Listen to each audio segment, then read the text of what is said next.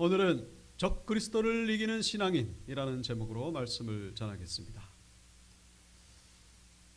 오늘 이 본문 다니엘서 7장에 이 다니엘이 꿈속에서 본 환상, 꿈속에서 본 환상에 대한 내용이 나오고 있습니다. 그동안 이 다니엘은 다른 사람의 꿈을 해석만 해줬죠. 그래서 느부갓네살의 꿈을 해석해주고, 그리고 벽에 손가락이 나타나서 쓴 글씨를 해석해주고 그랬는데, 오늘 본문은 본인이 직접, 다니엘이 직접 꿈을 꾸고 그 꿈을 통해서 하나님께 계시를 받는 그런 장면을 보여주고 있습니다. 이 다니엘서 7장은 이 다니엘서 전체에서 중심이 되는, 아주 핵심이 되는, 그럴 정도로 중요한 장입니다. 특별히 이 다니엘서 7장은 요한계시록, 신약성경의 요한계시록 13장과 연결되면서 이 종말을 살아가는 적그리스도가 나타난, 적그리스도 시대를 살아가는 우리 신앙인들에게 어떤 자세로 살아가야 될 것인지를 말씀해주는 그런 장이기 때문에 이 다니엘서 7장은 너무나 중요하다고 말할 수 있습니다. 자, 다니엘이 꿈에서 본 환상은 네 종류의 짐승이 바다에서 올라오는 그런 장면이었습니다. 이 네 짐승이 각각 다른 짐승이죠. 첫 번째는 사자 같고, 둘째는 곰과 같고, 셋째는 표범과 같고, 넷째는 어떤 짐승인지는 모르겠는데 하여튼 무서운 짐승입니다. 자, 이 짐승이 의미하는 것은 결국 내 왕 혹은 나라다라는 것을 17절과 23절에 보시면 그렇게 기록된 것을 보여주고 있습니다. 17절에 보시면 그 내 큰 짐승은 세상에 일어날 내 왕이라. 그리고 23절에 보시면은 이 넷째 짐승은 곧 넷째 나라인데, 그렇게 되어 있죠.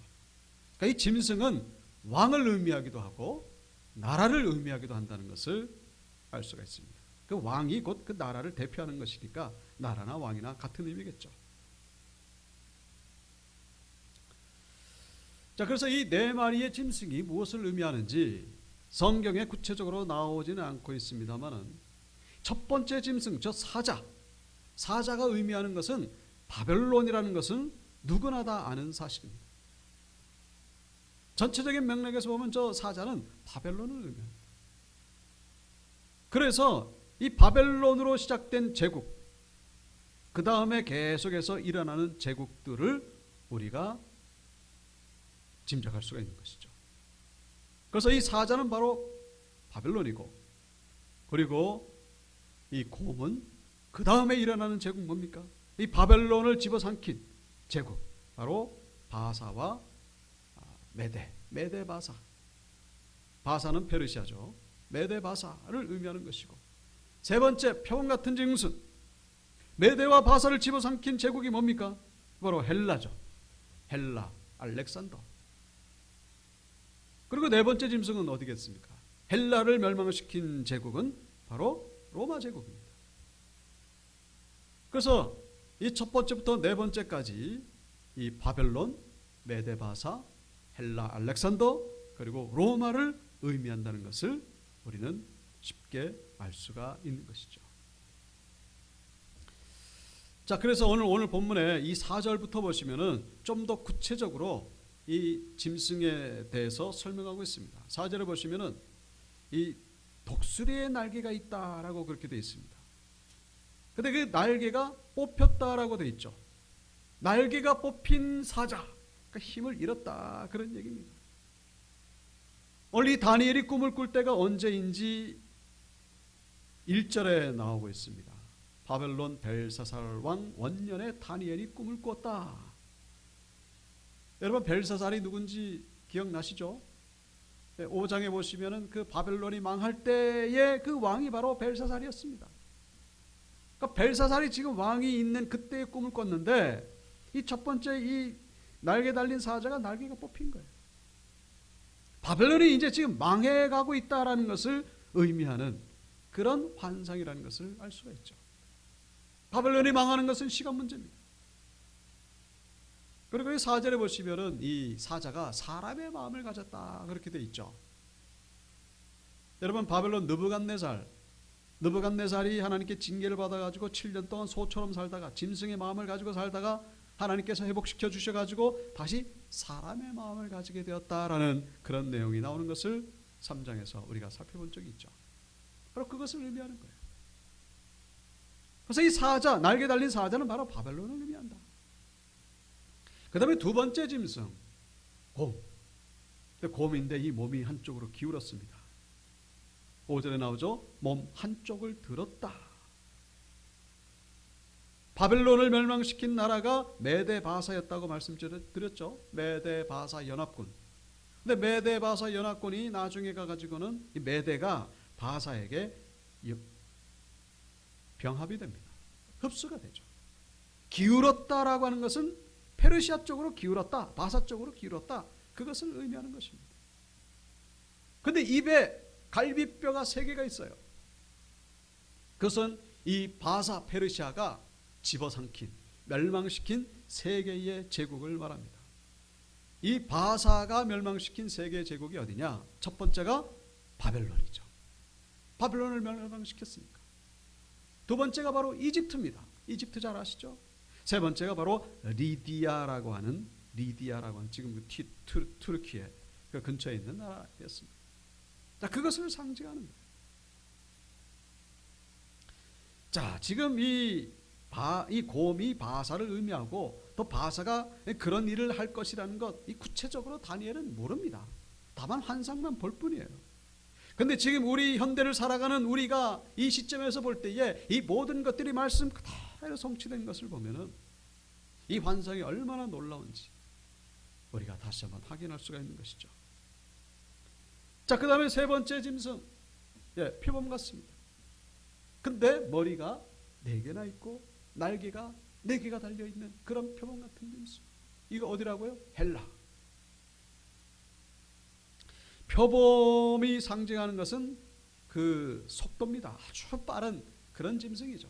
아주 날렵하고 얼마나 민첩한지. 근데 날개가 4개나 달렸으니까 이게 얼마나 빠르겠는가? 이보다 더 빠른 짐승은 없는 거예요. 여러분이 보시는 이 파란색이 바로 이 알렉산더 헬라 제국이 정복한 그런 나라들이죠. 기원전 334년부터 323년까지 약 9년 10년 동안에 정복한 나라들입니다. 저기 헬라 알렉산더가 마케도니아부터 시작해가지고 여기 인도의 인더스강 왼쪽이죠. 왼쪽까지 정복을 했습니다. 이것을 9년 10년 동안에 엄청나게 빠른 속도로 정복했다라는 것을 지금 의미하는 거예요. 근데 이제 이렇게 정복을 하고 여기서 이제 돌아오다가 여기 바벨론 이쯤이죠. 바벨론에 와가지고 이 알렉산더가 33살에 323년에 죽습니다. 후계자 없이 죽으니까 이 부하 장수 4명이서 알렉산더 이가 정복한 영토를 내등분을 하게 됩니다. 그것이 의미하는 것이 바로 머리가 넷이다, 그런 얘기죠. 알렉산더의 부하 4명이서 나라를 가려게 된 것, 그것을 의미하는 것이 바로 머리가 넷이다라는 것입니다. 이 다니엘이 구체적으로 이 내용을 알 수는 없겠습니다만은 이 시점에서 우리가 볼 때에 정확하게 이루어진 것, 얼마나 놀라운지 다시 한번 확인하게 되는 것이죠. 마지막으로 4번째, 이게 어떤 짐승인지 모릅니다. 어쨌거나 무서운 짐승이에요. 그런데 이 무서운 짐승인데 이빨이 쇠로 되어 있습니다. 이 짐승이 뭐라고요? 바로 로마를 의미한다라는 것이죠. 왜요? 헬라를 집어삼킨 나라가 로마밖에 없으니까 당연히 로마죠. 이 로마가 아주 특별한 이유는 이 인류 역사 이래 이 로마만큼 강력한 나라가 없습니다. 쇠로 된 이빨이 바로 상징하는 것이 그것이죠. 아주 강력한 나라입니다. 특별히 이 로마 제국은요, 거의 2000년 동안의 역사를 자랑하고 있습니다. 로마가 주전 700년경에 시작해가지고 동로마 1453년에 망했죠. 1453년 더하기 700년 하면은 2000년이 넘습니다. 로마의 역사가 그렇게 길어요. 그런 제국이 있습니까? 없어요. 그런데 이 중요한 것은 이 로마는 망했죠. 1453년에 오스만 투르크에게 망했습니다만은, 그런데 중요한 것은 이 뭐가 있습니까? 뿔이 있다는 거예요. 뿔이 있어가지고 또 거기서 뭔가 또 작은 뿔이 나오고 계속해서 뭔가 계속 진행됩니다. 무슨 얘기입니까? 다른 앞에 나와 있던 세 나라는 다 망해가지고 없어졌지만은 이 로마는 망했지만은 망한 걸로 끝나는 게 아니다라는 거예요. 계속해서 뭔가가 진행되고 이어져 가는다는 것을 말씀해 주고 있죠.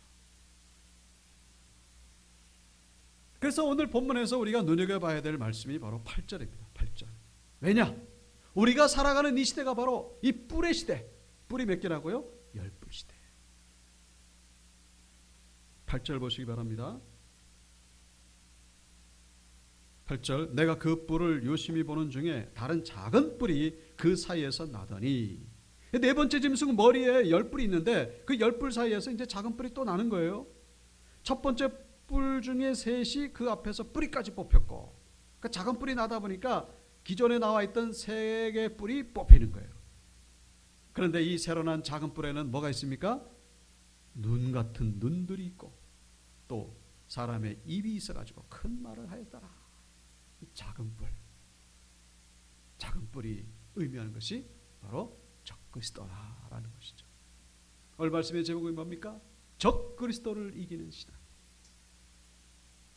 여러분, 우리가 지금 살아가는 이 시대가 사자도 아니고 곰도 아니고 표범도 아니고 지금 저 무서운 네 번째 짐승의 그 뿔의 시대에 우리가 살아가고 있다라는 것 우리가 기억하시고, 그럼 도대체 저 작은 뿔이 뭐냐? 도대체 적그리스도의 정체가 뭐냐 하는 것이죠. 우리는 지금 이 적그리스도가 있는 그런 시대를 살아가고 있다는 것을 우리가 기억하셔야 된다는 것이죠. 그런데 이 작은 뿔이 어떻다고요? 눈이 있고 입이 있습니다. 그래가지고 말을 해요.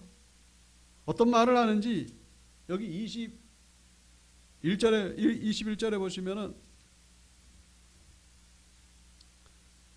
내가 본 적 이 작은 뿔이 어떻게 된다고요? 성도들과 더불어 싸워 그들에게 이겼더니. 성도를 이기는 이 적그리스도 작은 뿔. 그 다음에 또 25절에 보시면은, 그가 장차 지극히 높으신 이를 말로 대적하며, 여기서 그라고 하는 것은 작은 뿔이죠. 이 작은 뿔이 지극히 높으신 이를 말로 대적한다. 지극히 높으신 이는 하나님이죠. 하나님을 대적하고 그 다음에 성도들을 괴롭게 할 것이다. 그리고 성도들은 그의 손에 붙임받아 한때와 두때와 반때를 지내리라. 한때와 두때와 반때 동안에 그렇게 이 성도들이 괴로움을 당하게 될 것이다. 그런 얘기죠. 여러분, 한때와 두때와 반때를 더하면은 몇 때가 되죠? 한때 더하기 두때 더하기 반때 하면은 3때 반이 되는 것이죠. 3때 반. 결국 3년 반입니다. 3년 반 동안 이 적그리스도로 인하여 성도들이 괴로움을 당하게 될 것이다. 그것을 지금 다니엘이 계시를 받고 있는 거예요. 3년 반이라고 하는 것 성경에 많이 나옵니다. 문자적인 3년 반이 아니라 이 3년 반은 이 7년의 절반입니다. 7년은 완전수죠. 하나님이 정하신 때, 하나님이 정하신 때의 절반을 성도들이 괴로움을 당하게 될 것인데, 그때가 바로 지금이라는 것을 오늘 본문은 말씀해 주고 있는 것이죠.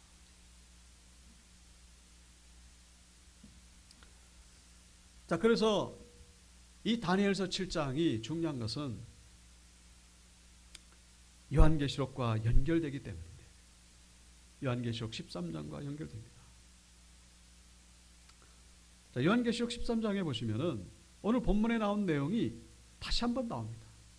4마리의 짐승이 반복되어 나와요. 근데 나오는데 4마리가 아니라 1마리로 뭉쳐가지고 1마리로 융합된 모습으로 요한계시록 13장에 나오는 것을 우리에게 보여주고 있습니다. 요한계시록 13장 1절. 바다에서 한 짐승이 나오는데 뿔이 10개고 머리가 7이고 그리고 이 머리들에는 신성모독하는 이름들이 있다.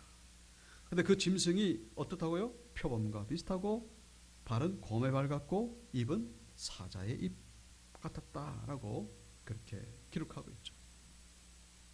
자, 그림으로 하면은 이렇습니다. 자, 왼쪽이 다니엘이 본 네 마리의 짐승이고 오른쪽이 요한이 계시받아 본 그 짐승입니다. 자, 오른쪽 한 마리인데 이 한 마리는 왼쪽의 네 마리가 합쳐졌다는 것을 쉽게 알 수가 있죠. 오른쪽에 이 짐승 머리가 몇 개입니까? 네, 7개입니다. 왜 7개죠? 왼쪽에 네 마리의 그 머리를 다 더하면 몇 개입니까? 곰 1개, 사자 1개, 무선 짐승 1개, 그 다음에 표범 4개. 다 합치면 7개가 되는 거예요. 그리고 오른쪽에 있는 짐승의 뿔이 몇 개입니까? 몇 개죠? 10개죠. 10개. 왜 10개입니까? 저 왼쪽에 네 번째 짐승의 뿔이 10개이기 때문에. 그리고 오른쪽에 짐승의 입이 사자 같고 저 발이 곰 같고 전체적으로 표범과 같다 라고 그렇게 기록하고 있습니다. 이 다니엘이 계시받은 것이 왼쪽의 그림이고 요한이 계시받은 것이 오른쪽입니다. 자, 근데 계시를 누가 주셨죠? 하나님 주신 거예요. 동일하신 하나님이 계시를 주셨으니까 그 환상이 다를 수가 없는 거예요.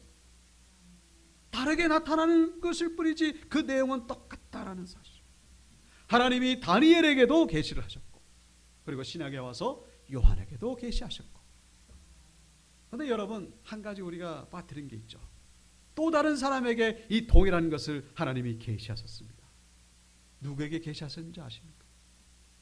이 동일한 이 내용을 그 사람이 바로 느부갓네살입니다. 제가 복잡할 것 같아서 제가 말씀을 좀 내용이 좀 복잡하잖아요. 일부러 말씀 안 드렸습니다만 그 다니엘서 2장에 나오는 느부갓네살이 꿈에서 본 그 신상, 머리는 금으로 돼 있고 가슴은 은으로 돼 있고 금, 은, 동, 철 밑에 진흙과 철로 돼 있는, 여러분 그것이 이 내용과 동일하다는 사실. 하나님은 느부갓네살에게, 다니엘에게, 요한에게 동일하게 계시를 하셨습니다. 3번이나 똑같이 계시를 하셨어요. 3번이나 계시했다는 것은 무슨 얘기입니까? 이 일은 반드시 이루어지게 된다는 것을 의미한다는 것입니다. 이것은 너무나 중요한 것이고 이것은 반드시 이루어지게 된다는 사실을 의미한다는 것을 우리가 기억해야 된다는 것이죠. 자, 이 오른쪽에 요한이 계시받은 이 7머리 10뿔 짐승. 그래, 중요한 건 뭐라고요? 왼쪽 그림에서 그 작은 뿔이 지금 뭘 하고 있죠? 작은 뿔이 하나님을 대적하고 성도들을 괴롭히고 얼마 동안? 3년 반 동안. 근데 오른쪽에 있는 이 요한이 계시받은 저 짐승도 똑같은 일을 하고 있습니다. 뭐라고 되어 있죠? 13장 5절부터 7절 보시면 이 짐승이, 그러니까 요한이 계시받은 그 7머리 10뿔 짐승이 신성모독을 말하는 입을 받고 입을 벌려서 하나님을 비방하고 그 다음에 7절에 권세를 받아서 성도들과 싸워서 이기게 되고 성도들을 괴롭힌다는 거예요. 얼마 동안? 42달 동안. 다니엘이 계시받았던 그 작은 뿔은 얼마 동안 괴롭힌다고요? 3년 반 동안. 요한이 계시받은 이 짐승이 괴롭히는 기간은 42달 동안. 여러분, 3년 반과 42달이 다른 겁니까? 같은 겁니까? 같은 것이죠. 3년 반을 개월수로 하면은 42개월이 되는 거예요. 정확하게 다니엘의 계시와 요한의 계시가 일치하다는 것을 알 수가 있죠. 정확하게 일치하고 있습니다. 우리가 살아가는 이 시대가 바로 이 작은 뿔의 시대요 적그리스도의 시대고 7머리 10뿔 짐승의 시대라는 것을 성경은 우리에게 말씀해 주고 있습니다. 그래서 결론이 뭡니까? 결국 우리에게 주시는 메시지가 뭡니까? 계속해서 요한계시록 13장에서 요한계시록 13장 8절부터 10절에서 말씀하고 있죠. 죽임을 당한 어린 양의 생명책에 창세 이후로 이름이 기록되지 못하고 이 땅에 사는 자들은 다 그 짐승에게 경배하리라. 구원받지 못한 자들은, 생명책에 기록되지 못한 자들은 어떻게 된다고요? 그 짐승에게 경배할 것이다. 그 짐승이 다니엘서로 말하면 적그리스도죠. 작은 뿔에게 경배한다. 구원받지 못한 자들은 모두가 다 그 작은 뿔에 경배한다. 그런 얘기죠. 9절 누구든지 귀가 있거든 들을지어다. 사로잡힐 자는 사로잡혀갈 것이요 칼에 죽을 자는 마땅히 칼에 죽을 것이니 성도들의 인내와 믿음이 여기 있느니라. 성도들 가운데에도 그 작은 뿔에 굴복당해 가지고 경배할 자가 있기 때문에, 믿음을 버리고 떠나갈 자가 있기 때문에, 그래서 이 믿음과 인내를 지키라라고 말씀하고 있습니다. 인내와 믿음 지키지 않으면, 이것을 잘 붙들지 않으면 우리는 작은 뿔 적그리스도에게 넘어갈 수밖에 없다라는 것을 우리에게 말씀해 주고 있는 것이죠. 그 작은 뿔이 뭐냐? 적그리스도가 누구냐? 그럼 정체가 뭐냐? 구체적으로 짐작할 수가 있죠. 요즘 그 넷플릭스라고 하는, 넷플릭스가 뭐냐면은 그 인터넷 TV, 뭐 인터넷 영화관, 뭐 그렇게 뭐 이렇게 그런 의미가 되겠습니다만은, 아주 화제가 되고 있는 그 다큐멘터리물이 있습니다. 나는 신이다. 네이버에 검색해보면 나옵니다. 그 이단의 피해를 당한 사람들을 인터뷰해가지고 이 다큐멘터리를 만든 건데, 참 제가 어저께 그걸 보다가 참 너무 역겨워가지고 보지를 못했어요. 중간에 그냥 중단하고 말았습니다. 너무 혐오스럽고 역겹고. 근데 한 번쯤은 알아야 될 듯한 그런 내용이었습니다. 저기 JMS 정명서, 또 만민중앙교회 이재록 목사님 지금 이제 감옥에 가 있죠. 말기암이라 그래가지고 뭐 잠깐 나왔다고 얘기긴 합니다만, 아가동산의 김기순, 그 다음에 뭐 오대양, 뭐 이런데 피해 당한 사람들. 이단들의 특징이 있습니다. 두 가지를 든다면은 이단의 교주들 모두가 다 신성모독적인 말을 한다. 자기가 하나님이라 그러고 성령님이라 그러고 예수님이라 그러죠. 벼락 맞아 죽을 사람들이죠. 신성모독적인. 그리고 또 한 가지 특징이 있다면요, 그 이단에 빠진 사람들 대부분 보면 어떤 사람들이죠? 기존에 교회 다니던 사람들이에요. 성도들 가운데에 그 작은 뿔 적그리스도에게 굴복한 자들이 있을 것이다. 그러므로 인내와 믿음이 필요하다고 했는데 넘어가게 된 거예요. 그러면 이 이단의 교주들이 적그리스도냐? 적그리스도적인 요소는 있는 건 맞아요. 그러나 이단의 교주를 적그리스도라고 말하기에는 좀 부족한 면이 많습니다. 왜냐? 여러분, 작은 뿔 적그리스도가 어디에서 기원됐다고요? 네 번째 짐승, 로마를 뿌리를 둔 그 정체가 바로 적그리스도가 되는 거예요. 근데 이 이단의 교주들이 로마하고 무슨 상관이 있습니까? 거짓 선지자, 거짓 그리스도라고는 말할 수 있겠습니다만은 적그리스도라고 말하기에는 규모가 너무 작다는 것을 알 수가 있죠. 뭐 미국 사람들에게 정명석 누구냐 알면 물어보면 몰라요. 잘. 신천지 이만희도 잘 몰라요. 그냥 우리나라에나 그냥 막 떠들썩하지. 잘 모릅니다. 그래서 이 또 다른 적그리스도의 후보를 우리가 짐작할 수 있는데, 그것이 바로 로만 가톨릭의 교황이 아닐까, 그렇게들 얘기를 합니다. 로만 가톨릭의 교황. 여러분, 이 교황은요, 교황이 있는 교황청이 어디에 있죠? 이탈리아 로마 도시 내에 있거든요. 그런데 이 교황청이 있는 것은 이게 나라입니다. 바티칸 시국이라 그러죠. 그러니까 도시 내에 있는 국가가 바로 바티칸 시국이에요. 교황은 원수입니다. 원수. 국가 원수예요. 그러니까 이탈리아 사람이 아니에요. 국적이 이탈리아 사람이 아니고 바티칸 시국의 원수입니다. 왕이란 얘기죠. 그런데 이 교황도 이 작은 뿔이 그 신성모독적인 말을 하는 것처럼 그 관련된 발언들이 참 많이 있는 것을 우리가 보게 됩니다. 교황. 페라리스 가톨릭 교회 사전에 나오는 얘기입니다. 교황은 대단히 존엄하시고 지극히 높임을 받으셨으므로 그는 단순한 하나의 사람이 아니라 말하자면 하나님이시며 또 하나님의 대리자이시다. 교황은 예수 그리스도를 대신할 뿐만 아니라 육신의 휘장 속에 가려진 예수 그리스도이다. 교황이 말하는 것은 바로 예수 그리스도가 말하는 것이다. 가톨릭 내셔널지.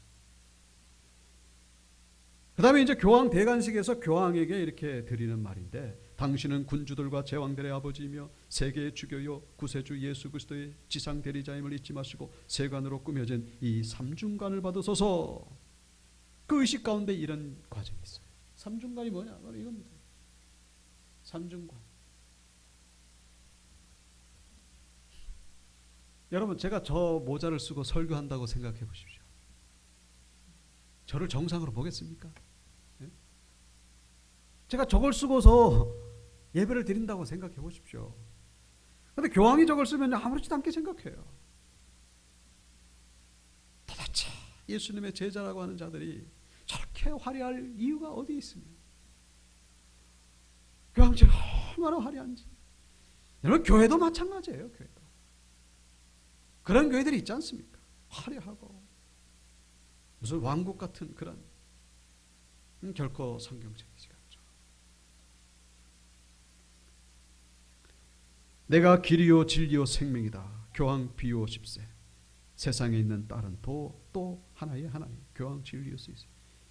지면상 다 못했는데요. 엄청나게 많아요. 여러분, 이 가톨릭에 좀 그 호감을 가지고 계셨던 분들은 좀 불편하게 들릴 수 있어요. 왜냐? 가톨릭에도 진실한 분들이 많고 좀 겸손한 분들이 많기 때문에.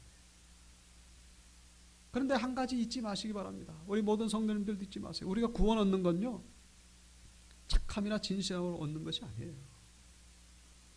올바른 진리의 말씀, 올바른 하나님의 말씀에 대한 믿음을 가지고 구원을 얻는 것이지, 착하고 진실하고 양심 있는 거, 여러분, 그건 이단에도 보면요, 저 하나님에게 얼마나 그 성도들이 친절한지 몰라요. 물론 우리는 친절해야죠. 친절한 게 나쁜 게 아닙니다. 겸손하고 진실하고 당연히 그래야죠. 그런데 그것이 이 영생의 그 필수 조건이 아니라는 사실입니다.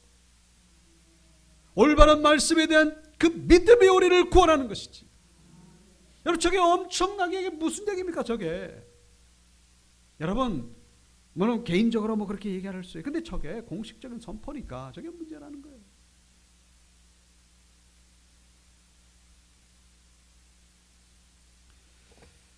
그래서 데살로니가후서 2장 4절에 그는 대적하는 자라 신이라고 불리는 모든 것과 숭배함을 받는 것에 대항하여 그 위에 자기를 높이고 하나님의 성전에 앉아 자기를 하나님이라고 내세우느니라. 그러면 교황이 적그리스도냐? 그건 또 그렇게 말하기는 부족하다라는 여러 가지 그런 요소가 있죠. 그리고 지금의 교황이 누군지 지금 기억이 안 납니다만 그분이 뭐 자기가 하나님이라고 그러겠습니까? 과거에 있었던 일이겠죠. 근데 저걸 시인하고 저거를 사과를 해야죠. 저게 말이나 되는 겁니까? 도대체 제가 저런 얘기를 했다고 해보십시오. 그게 말이나 되는 겁니까? 말도 안 되는 얘기죠. 계시록 13장 8절에 보시면은 아까 전에 우리가 읽었던 말씀입니다만은 죽임을 당한 어린 양의 생명책에 창세 이후로 이름이 기록되지 못하고 이 땅에 사는 자들은 다 짐승에게 경배하리라. 그 짐승은 결국 적그리스도를 말하는 것인데 구원받지 못한 자들은 다 그 적그리스도에게 경배한다, 그런 얘기죠. 여러분, 지금 다 교황에게 경배합니까? 다 경배받는 대상입니까, 교황이? 저 아무 택시나 타시고 그 기사분에게 아저씨 혹시 교황 경배하십니까? 가락시장에서 일하시는 분한테 혹시 교황에게 경배하십니까? 이 사람 뭔 소리 하는 거지? 교황하고 나하고 뭔 소리? 뭔 상관이야? 여러분, 교황도 아주 지엽적인 거예요. 적그리스도적인 요소가 있긴 합니다만은 적그리스도가 되기에는 아주 모자라는 그런 부분이 있다라는 사실이죠. 그럼 적그리스도는 뭐냐? 한 가지 기억하실 것은 이 뿔에는 뭐가 있다고요? 뿔에는 입만, 그 신성모독하는 그런 이상한 말을 하는 입만 있는 것이 아니라 눈이 있다라고 그렇게 기록되어 있어요. 눈이 의미하는 게 뭡니까? 지혜죠. 지혜입니다. 엄청난 입은 권세죠. 눈은 지혜입니다. 이 권세와 지혜를 가진 자, 그것은 어떤 특정한 인격체를 말하기보다는 바로 이 세상에 미혹하게 하는 영, 이 세상의 영이라는 사실. 다시 말씀드리면 성부, 성자, 성령 삼위일체 하나님에게서 멀어지게 하는 모든 세력, 모든 인격체, 모든 사상, 그것이 바로 안티크리스트, 적그리스도라는 사실, 우리가 이해하셔야 된다는 것이죠. 고린도전서 2장 12절, 우리가 세상의 영을 받지 아니하고 오직 하나님으로부터 온 영을 받았으니, 바울이 말한 얘기죠. 우리는 세상의 영이 아니라 하나님의 영을 받았다. 세상의 모든 사람들은 두 종류로 나눌 수가 있어요. 어떻게 해요? 하나님의 영을 받은 사람, 그리고 세상의 영을 받은 사람, 둘 중에 하나라는 사실입니다. 하나님의 영을 받았든지 세상의 영을 받았든지, 세상의 영을 받은 자가 뭐예요? 적그리스도에게 경배하는 자들이라는 사실입니다. 적그리스도는 결국 다른 것이 아니라 하나님에게서 멀어지는 모든 것들 미혹하게 하는 영이죠. 세상의 영. 그러니까 적그리스도는 우리 주변에 그냥 산지산방에 하나님에게서 멀어지게 하는 모든 것들이 바로 적그리스도가 된다라는 사실. 무슨 유럽연합의 총통이니 무슨 어떤 나라의 국가 원수니 그런 자가 적그리스도라고 생각, 그런 걸 이제 좀 내려놓으시고, 이 세상은 하나님으로부터 멀어지게 하는 것들이 얼마나 가득 차 있는지 몰라요. 세상의 영으로 가득 차 있습니다. 미혹의 영으로 가득 차 있어요. 그 가운데 우리가 부름을 받고 그 모든 것들을 이겨내고 예배드리는 분들이 바로 여러분이라는 사실.